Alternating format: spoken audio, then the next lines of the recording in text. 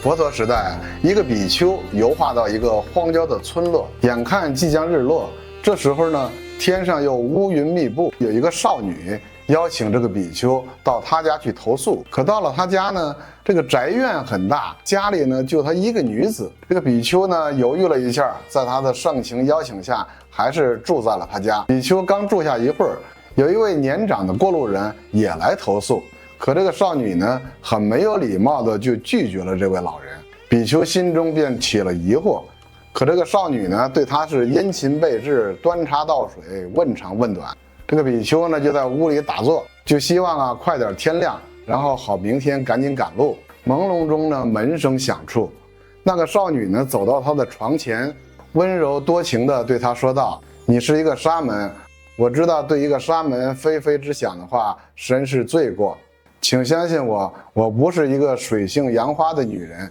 近来有很多有名的公子向我求婚，我都一一拒绝了。但我看到你清秀的面貌、端正的行为，我现在不害羞的自愿将身许你，请你以后就住在我家。”这个画面有没有人能够快速答出这个比丘是谁？大家好，我是心源。今天我们分享一个佛陀10大弟子之一的阿那律尊者的一个故事。在《阿弥陀佛经》里记载着16大阿罗汉，其中的一位阿渺楼陀就是阿那律尊者。阿那律尊者乃是王族的后裔，是释迦牟尼佛的堂弟。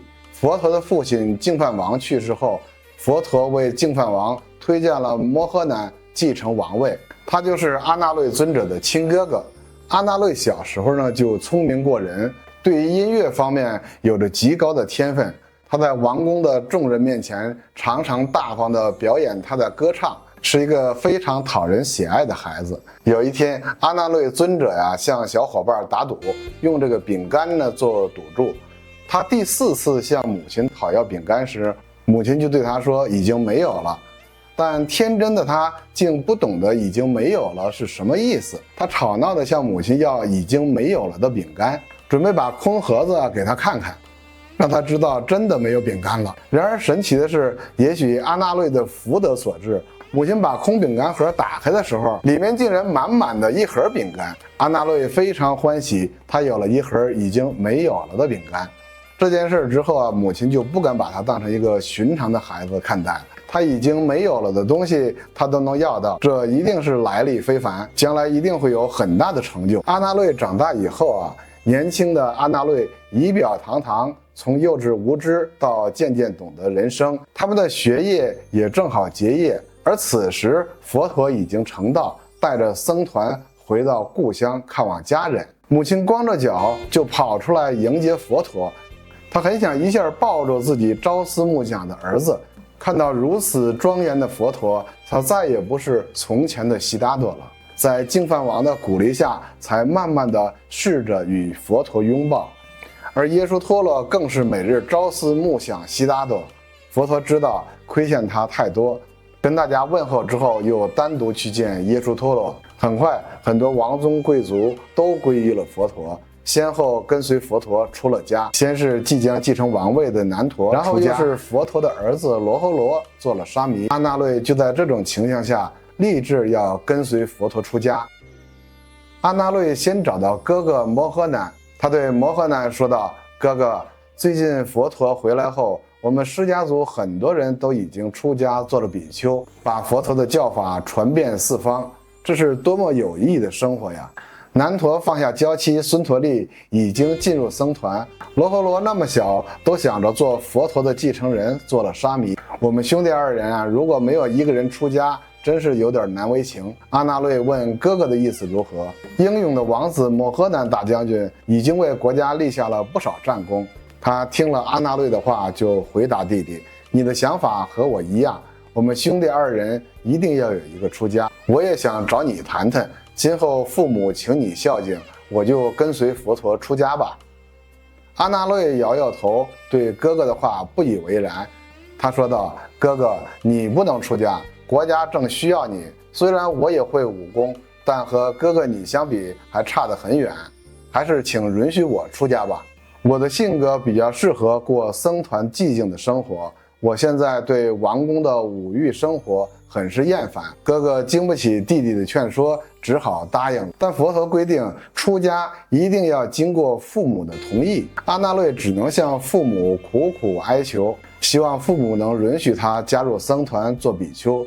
可是父母爱子心切，任凭阿那律怎样请求，父母都不允许。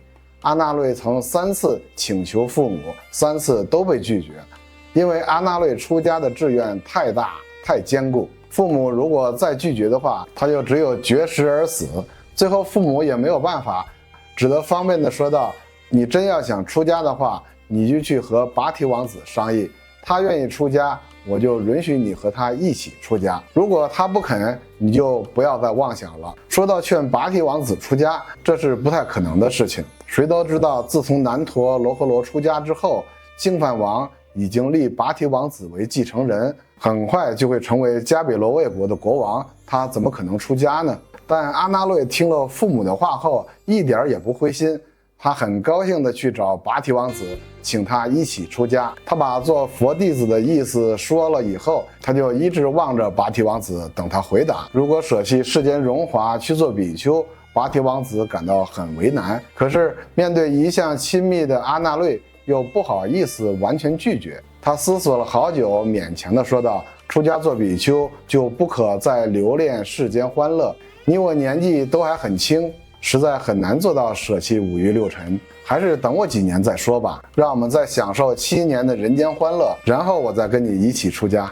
跋提王子明明是用婉言拒绝，但是阿那律再三说明，出家也很快乐，从7年减到1年，从1年减到1个月，又从1个月减到剩下7天，直到见跋提王子答应了7日后一同出家，他才欢欢喜喜地和他告别回家。7日以后，他俩与阿难、提婆、娑婆、难提等一共7位王子一起偷偷地离家出走，并且还带了理发师优波离，追随佛陀游化的路线。到了佛陀的禅修林，他们脱下王子的华服，叫优波离把他们7个人的头发剃除，然后穿上那衣去见佛陀。佛陀并不立即允许他们加入僧团，叫他们住在一个空屋中静坐7日后，要他们忘记王子的尊荣身份，然后才允许他们出家。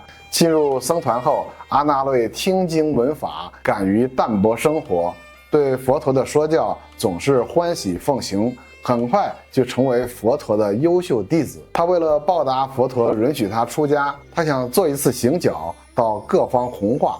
佛陀很高兴地鼓励他。佛陀的意思是，弟子能够热心立生，从弘法立生的工作中可以常养自己的信心，信心的升华才可开悟正果。年轻的比丘阿那律有着庄严的仪表，优美的风采，他的皮肤是黄的，他的鼻子像鹦鹉的嘴，长得相好庄严。在一次弘法的途中，因地处荒郊，天色也渐暗，他只得向民间投诉。荒凉的乡野，村庄也很稀少。